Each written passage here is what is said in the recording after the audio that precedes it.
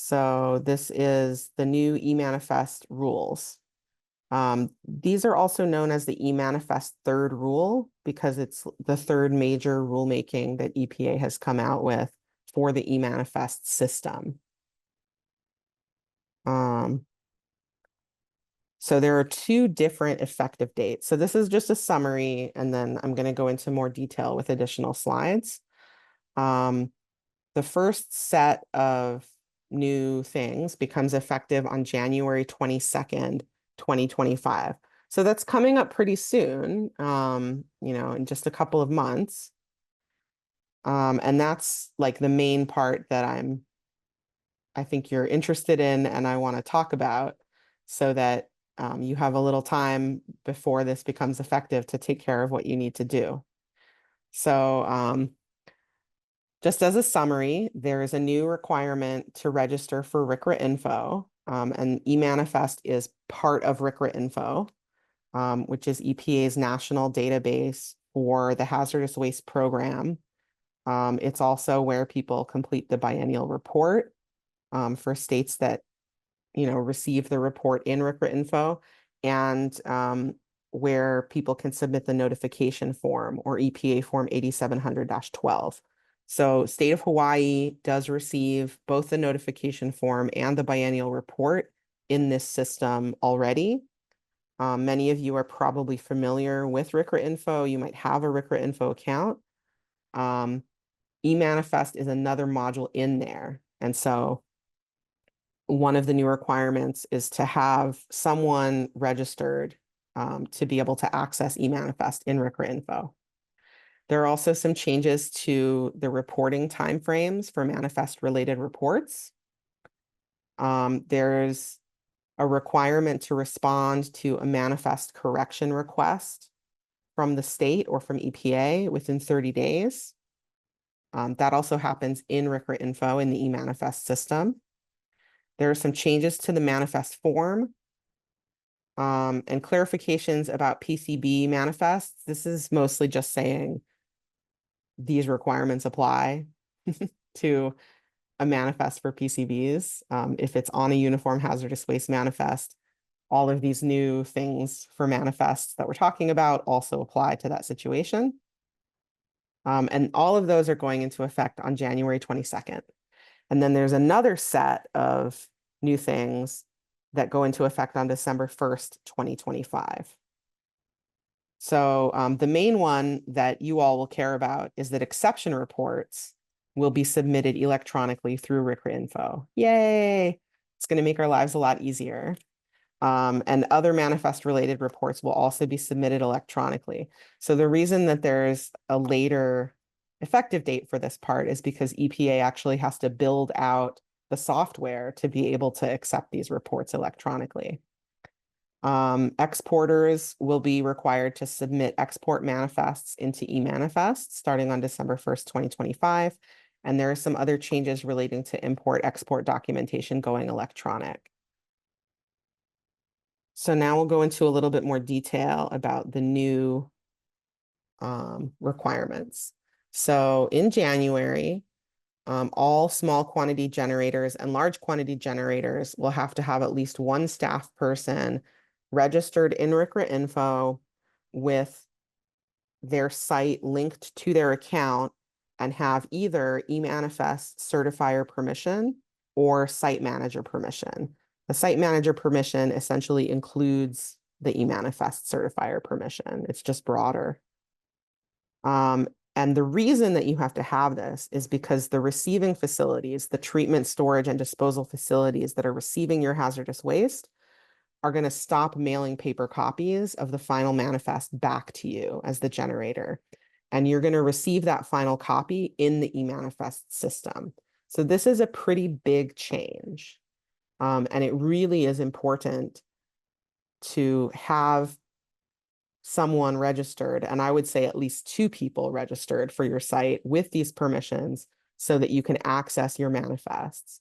Because as you all know, you're required to keep that final copy of the manifest for 3 years. The good news is that you don't actually have to print it out and keep a hard copy. As long as you can access it in the e-manifest system, that can count as your copy that you're keeping.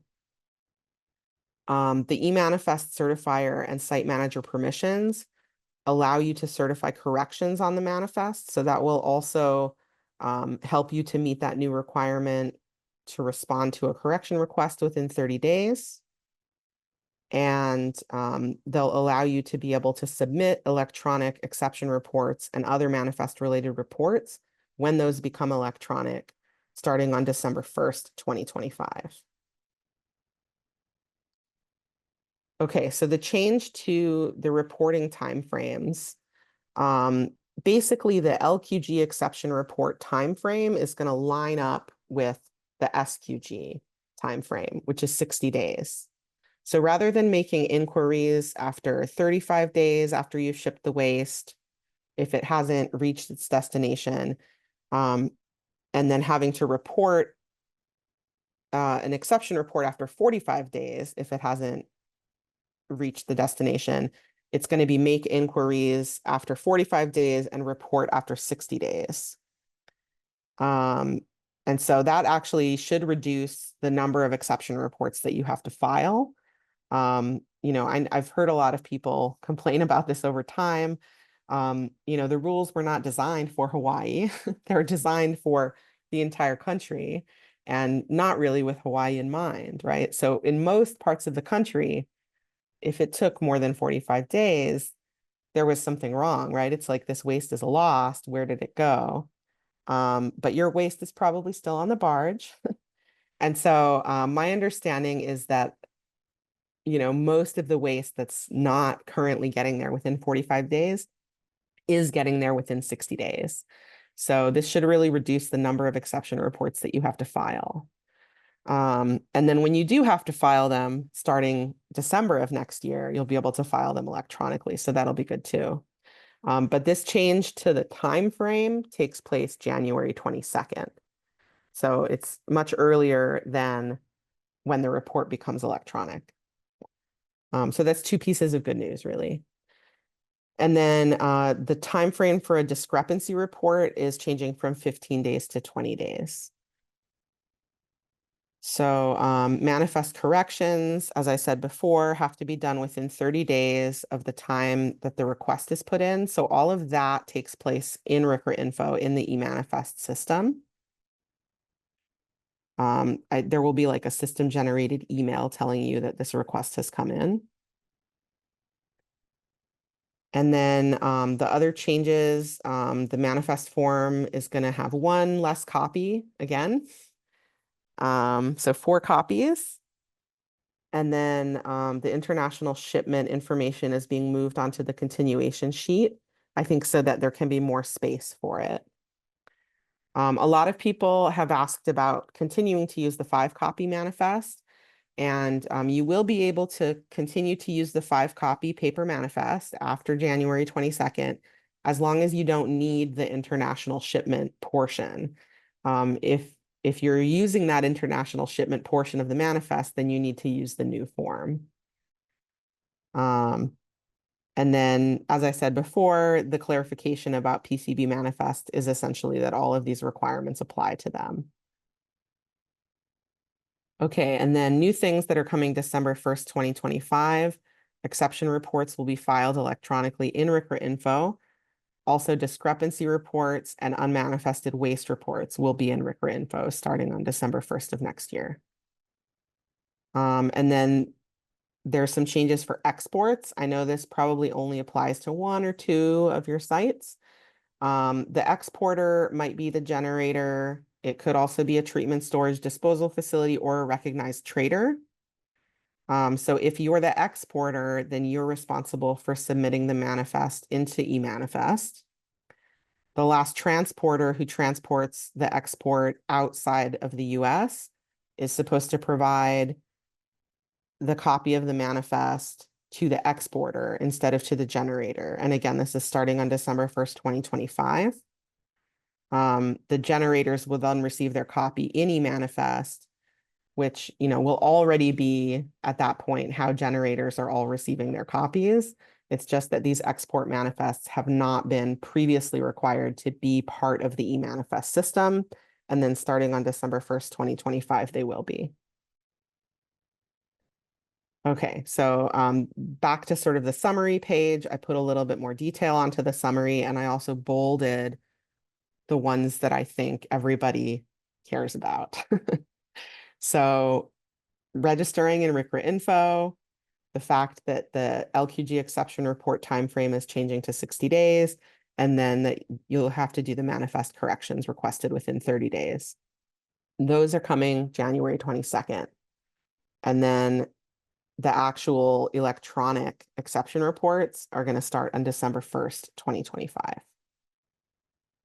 And then I do have a slide here with a bunch of links for more information, including the rule itself, a webinar that EPA gave about the rule and their slides and their FAQs and all of that, because the manifest rules are under the e-Manifest Act authority.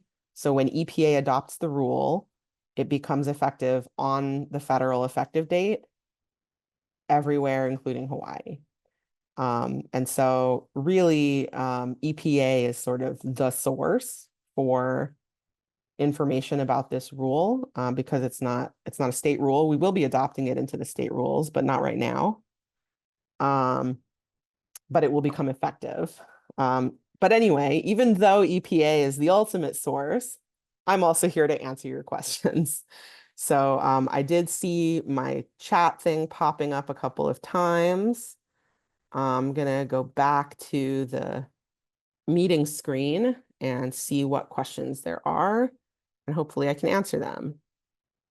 Okay, so one is there any different requirement on the e-manifest portion for very small quantity generators? So really good question.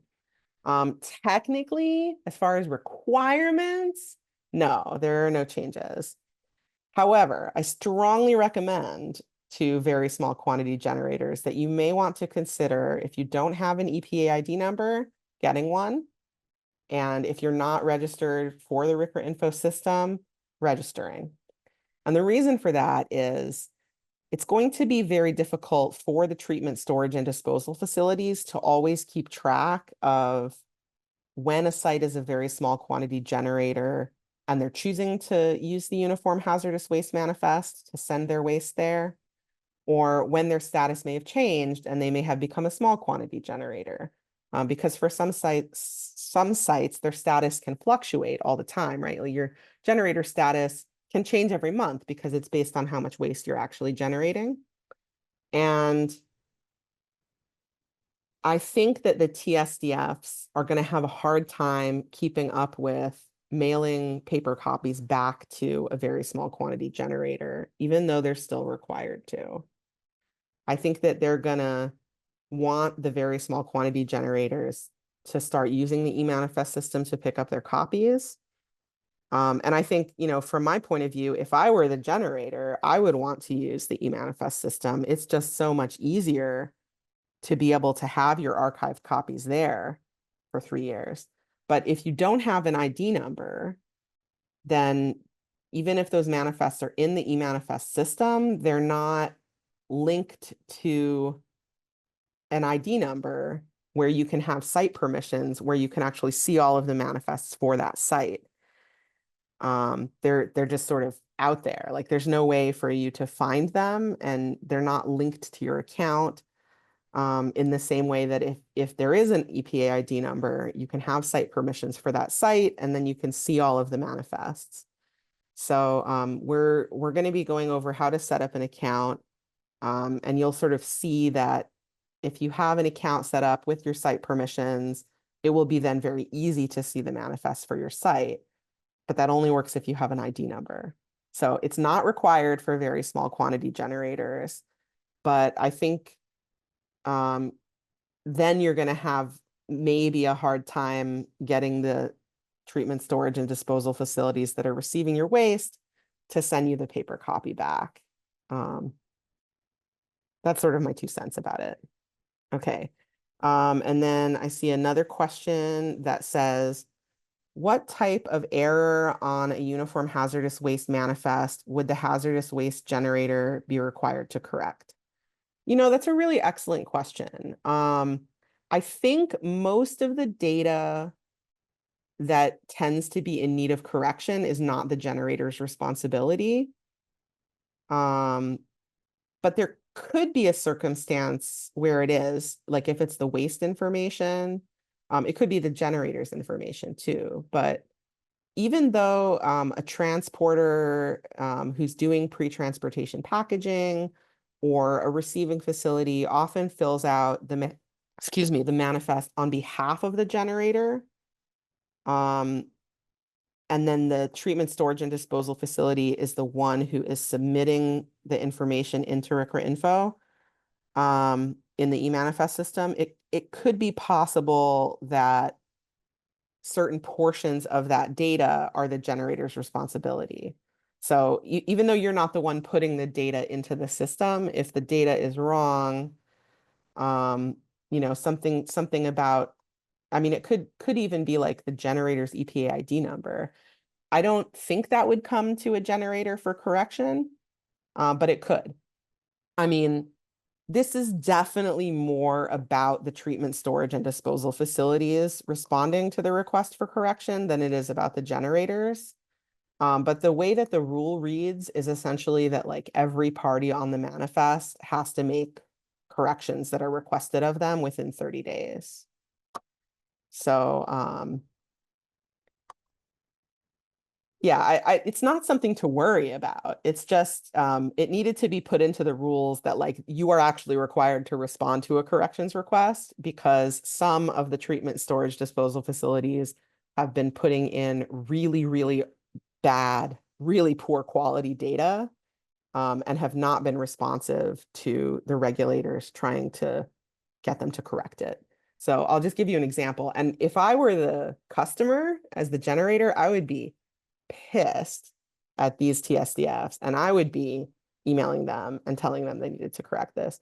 I have seen manifests where they don't list all the transporters when they upload the data into the e-manifest system, or where they put the same date for the signature on every single transporter down the line. I mean, it's like some of the receiving facilities have not been making appropriate efforts to provide high quality data into the e-manifest system.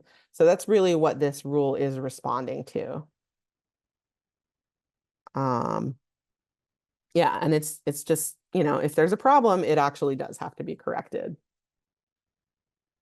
Okay, someone else is asking, does the January 22nd, 2025 rule apply to VSQGs? I think I kind of already answered that.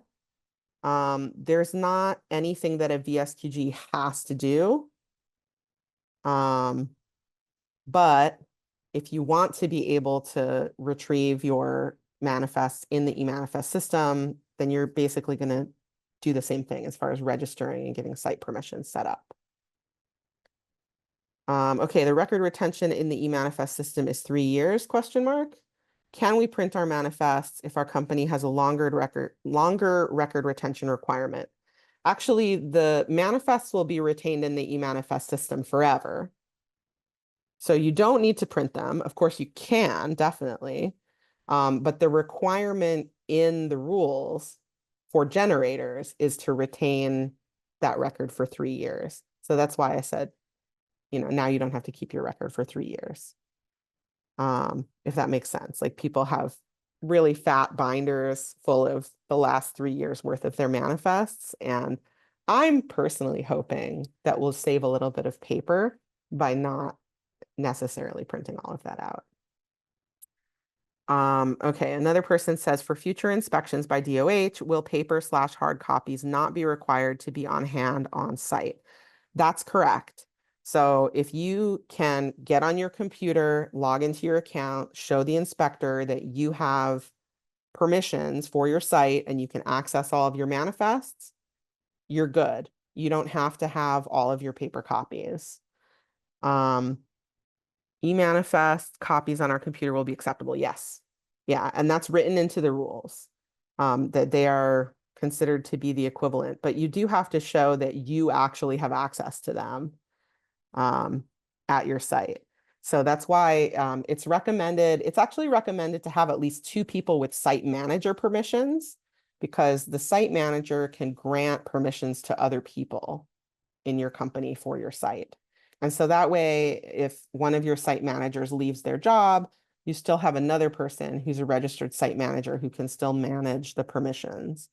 But if you have any problems with that permission stuff, just email me, because I can always adjust it. Like if somebody has left and you haven't figured out how to be able to take away their permissions, or you don't have a second person as a site manager, and so sometimes emails are going to that original site manager, but they're not at the company anymore, so nobody else can get permissions.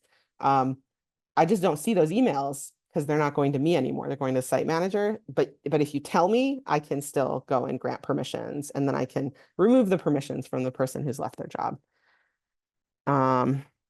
Okay, I'm an LQG who takes waste from our VSQG that we oversee. Will the VSQGs have to register, or can I be the overall? Okay, so the way that the registration in eManifest works is that you actually have your individual personal account. Like each person has their own account as a human, and then you get permissions for each site that you're associated with. So if you're working for a company that has one site that is a large quantity generator and then other sites that are very small quantity generators, you, the sort of environmental manager, coordinator, whatever your job title may be, you personally can have site permissions for more than one site.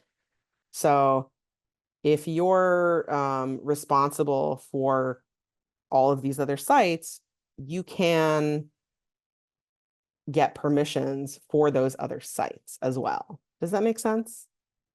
So it's kind of a tricky thing, because it's the requirement is for each site to have a person register, but that doesn't mean that it needs to be a different person for every site.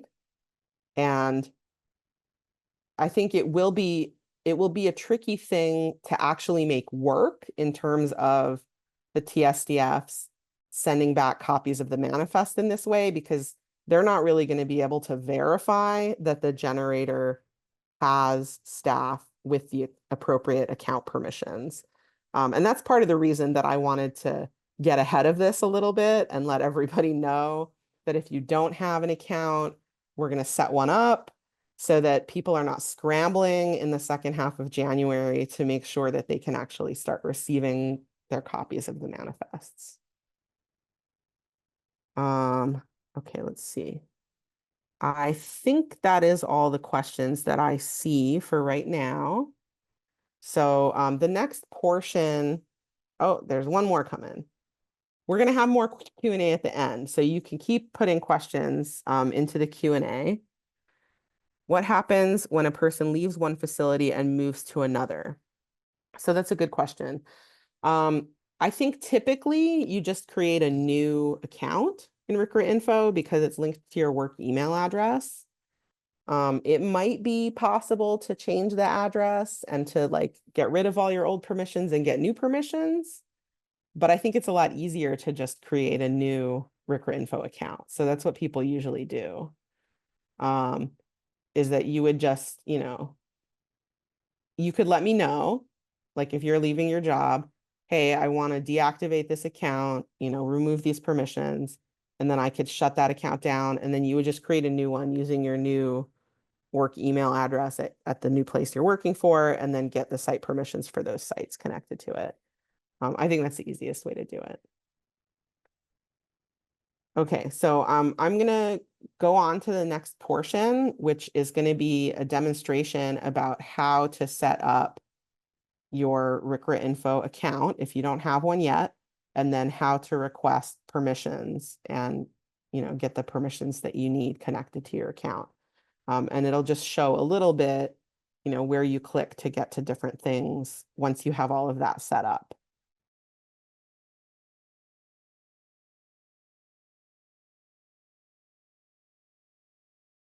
I am going to reshare my PowerPoint.